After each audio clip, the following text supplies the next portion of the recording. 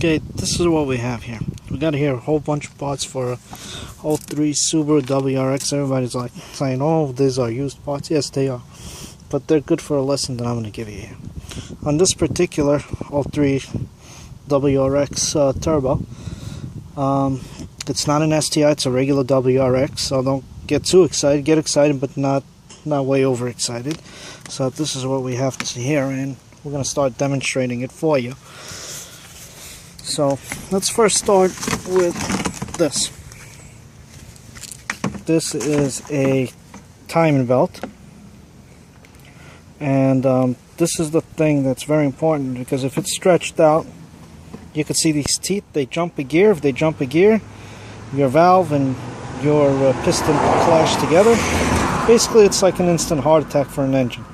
It's basically the same thing like your heart, you know. You just you have the valves clashing and the pistons clashing, and it just basically causes a whole big accident. Basically like two cars smashing up. That's the theory of that. And this is very important. It usually gets dry rotted or it gets stretched out. Right over here, this is particularly for Subaru. I like using this stuff. This stuff actually is a conditioner for the antifreeze, keeps it nice and clean. I got 200,000 miles on my vehicle here, so you know, any kind of extra care will be appreciated, you know, and you'll probably, you know, chances of things going wrong are going to be less, so just a peace of mind, it's still good. This one over here, it goes down, the water pump has two sides, has a right, left, and this one goes over here, and it goes right on top, right on the bottom. This is the bottom hose. It's so you can see it's dry rotted. This is something that you want to look for when you're doing the timing belt, or this hose actually caused a lot of coolant leaks in the turbo Subarus, so you might want to pay attention to this. Right over here, bearing, the roller bearings, or they call them idler pulleys. Right over here, as you can see, there's wear and tear from the belt on this. Right over here, there's actually a bearing inside. You can see that it spins. See, it spins. And also over here, you see, sometimes it warps, and the timing belt moves like this. And that's what actually, which is going to be another lesson I'm going to put down with the timing covers. They actually, every time that the belt moves, it hits the timing and eventually shreds it. And in the worst case scenario, you're going to lose an engine because of that. Let's see what else. We got the fuel filter. We did the fuel filter. Very important. It restricts fuel going in and out. This is something that you want to do. It's a regular maintenance item. As you can see, this is one of the cam seals. It needs to be replaced, all four of them, because it's a dual cam.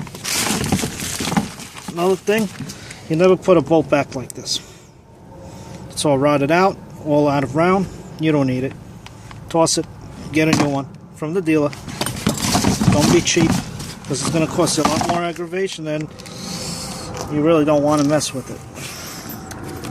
Right over here, this one over here is the valve cover gasket that we did. As you can see, it's usually cracks, dry rots, you can name it. Changes shape after a while because of the heat. This is the second one here. This one here, we have is the water pump. What happens with these water pumps? They leak. You got to seal here and you got to seal over here. Or the hoses, but most of the time if something goes bad with this one's in pretty good shape. Usually you feel like a vibration or something making noise, so these things fail. You got to change this when you're doing the time belt, it's suggested. This one over here is the tensioner pulley. It causes a tension on your belt. If this thing snaps, again, your engine's destroyed. You can see this right over here. You got to check for the wear and tear. And also right over here, I like to change these things every second timing chain or belt, as they call it. Same thing with the idler pulleys. You can see all these These are part of the seals on those valve cover gaskets. It all comes with it. And there's a whole bunch of these round ones. And you definitely want to change them because it's going to cause leaks, cause aggravation. Right over here, spark plugs. This is what you got to really take a look at the tips. There's no more tip on this. It's done. Finished. These things should be replaced every 30,000 miles. What do we have here? This is the idler pulleys. More of them. You got to change all of them. Every second time, change all of them. The car is over 200,000 miles. I think it's time to replace these. These things also. See, this is the other idler pulley. Then you have these bolts. Everybody says, "Oh, what's wrong with it?" Take a look at the head. Putting it back in is going to be a bitch. What happens? You got to take it off again. It becomes a bigger bitch. You don't want that. This one over here. Make sure when you're doing the valve cover gasket, those round ones and the booms, make sure you replace these. These are easy change. You know, make sure you clean the valve cover too. I'll give you a lesson later on that. And this one here, this is another idler. You want to change PCV valve, air filter, that should be all changed, you know. Since you're taking everything apart, just change it. If it's dirty, change it. It's like wearing underwear. You have to change it. You poop in them, you take a shower, you change it.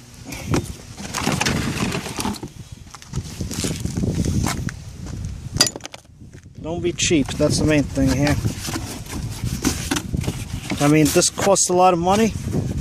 You only do it every 100,000 miles. You know, spend the money.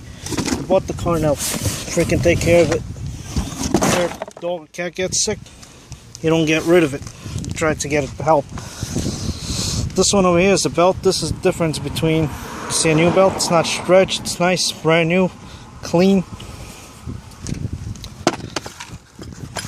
This thing right over here is the camshaft. It's the directional. Basically, it lines everything up. We also did an oxygen sensor because I had a code P0420. So we got an original sensor. You can see right here. This is what the oxygen sensor looks like.